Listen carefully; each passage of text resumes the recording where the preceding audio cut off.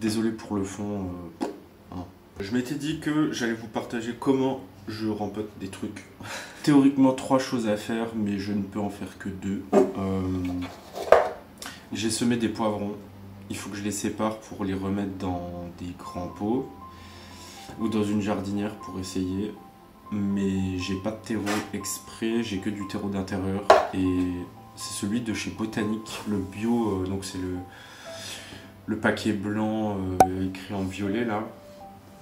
Et je soupçonne qu'il soit infesté d'œufs, de petites mouches, donc stop. J'ai également eu en cadeau, alors c'est tout petit mais ça m'a fait plaisir, un pothos, non, philodendron Brésil. Ça fait, je dirais, 1 mois qu'il est là-dedans. Il y a des racines, je me dis que c'est le moment. Donc le philodendron Brésil, il est vert avec des moitiés, ou en tout cas des parties de la feuille qui sont jaunes comme ça. Il avait fait une feuille, mais bon voilà, les boutures qui sont dans l'eau, les feuilles elles continuent pas en général. Et ma fierté, une impatience goutte de sang, ou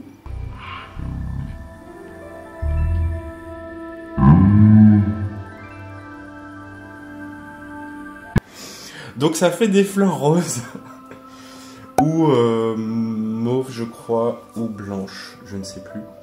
Mais en fait c'est une plante qu'on trouve pas beaucoup en jardinerie, qui se bouture très bien. Et voilà, l'histoire de ça c'est que je suis allé dans une boutique dans la ville où j'habite et il y avait ça mais en grand, c'était tout ramifié, c'était tout bien beau vert près du soleil et tout. Et au début je me suis dit non c'est une fausse, c'est pas vrai quoi, enfin on n'en trouve jamais partout, c'est pas possible. Donc j'ai été voir la dame, je lui ai dit c'est une vraie, c'est à vous. Ah non, puis on discute et puis elle me dit bah prenez un morceau puis c'est une bouture. Donc bah moi on me le dit pas 2 fois. Et ben, ça fait déjà pas mal de racines, ça fait 1 mois et demi que c'est dans l'eau. Et ben, je vais rempoter parce que je vais l'avoir dans un pot. Le problème c'est que j'aurais voulu un pot en terre cuite, mais je n'en ai plus de cette taille, des petits, donc tant pis. Voilà. Il faut savoir que ça, c'est une plante que ma mère avait toujours dans sa cuisine. Et du coup, ben voilà, je suis obligé. Voilà, je suis obligé. Et ça pousse très bien dans l'eau. Hein. La fleur qui s'est enlevée là, c'était la 2e qu'elle m'avait fait dans l'eau. Voilà. Je vais commencer par le petit philodendron Brésil. Donc quand je rempote, j'attends quand même qu'il y ait quelques centimètres de racines, sinon bon, ça peut faire des racines directement en terre. Je suis pas obligé de faire pousser ça dans l'eau, mais je trouve ça trop stylé. Ah oui, et puis je voulais aussi faire un semis d'épinards, mais pareil, j'ai pas le terreau qu'il faut et je veux attendre du coup. Puis en plus il pleut et tout, je voulais faire ça dehors. Quand je rempote, je prends le terreau de chez Botanique, là, une espèce de merde, et je mélange avec du sable, mais je fais en sorte d'avoir que les cailloux du sable en fait. Je sais pas si c'est clair, mais en fait je prends une passoire, je tamise pour enlever le plus fin du sable, et je garde que les cailloux, comme ça ça aère un petit peu la terre, sans l'espèce de poussière. Donc je mélange et on se retrouve après parce que le bruit n'est pas très agréable.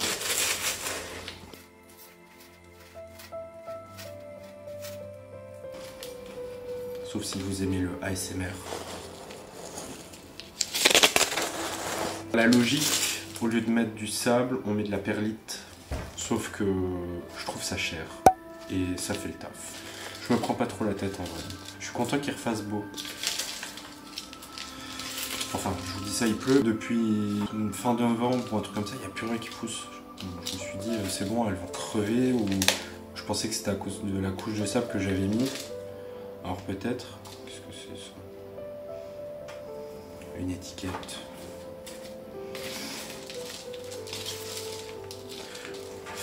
Ouais, ben voilà, il y a une mouchette. Bon bref, on s'en fout. Avant la fin, je fais un trou et je fourre ça dedans. On essaie de ne pas casser la racine, enfin les racines, on tasse mais un petit peu. Parce que j'ai lu que si on tasse pas, ou alors ça se tasse avec quand on arrose, mais si on tasse pas, il y a de l'air qui se met entre la terre, enfin il y a trop d'air qui se met entre la terre et les racines, et du coup ça peut soit sécher, soit faire un amas d'eau et pourrir. Voilà, les racines sont couvertes. Je vais rajouter une couche de sable, mais après.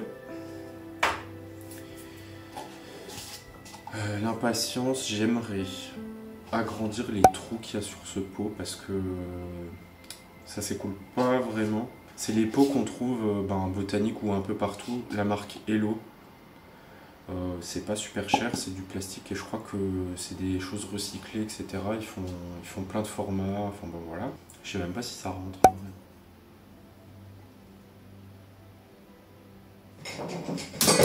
Aïe!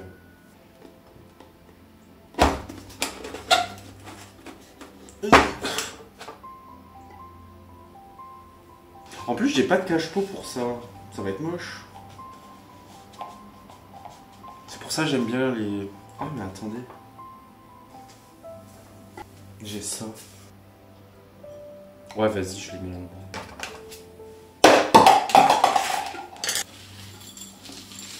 Je fais un trou. Je tasse un peu.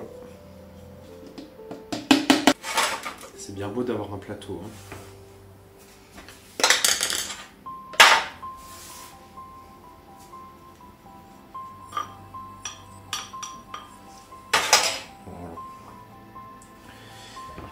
J'ai plus qu'à arroser. Bon, j'ai l'eau des boutures. Ça, je l'ai acheté à Action. Et ça, je me suis fait opérer, donc j'avais un flacon de 500 ml d'eau, c'est quoi? Oxygénée.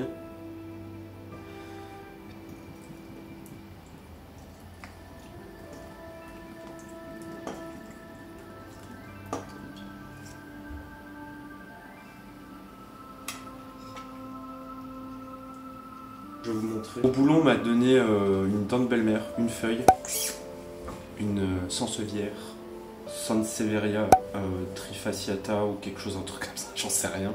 Je vous mettrai à chaque fois les noms parce que je les connais pas par cœur. Une mouche.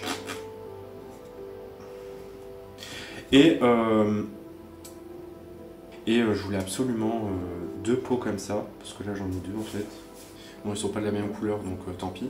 Mais je voulais deux pots pour les mettre à côté de la télé là-haut. Comme ça fait deux grands trucs qui absorbent apparemment les ondes.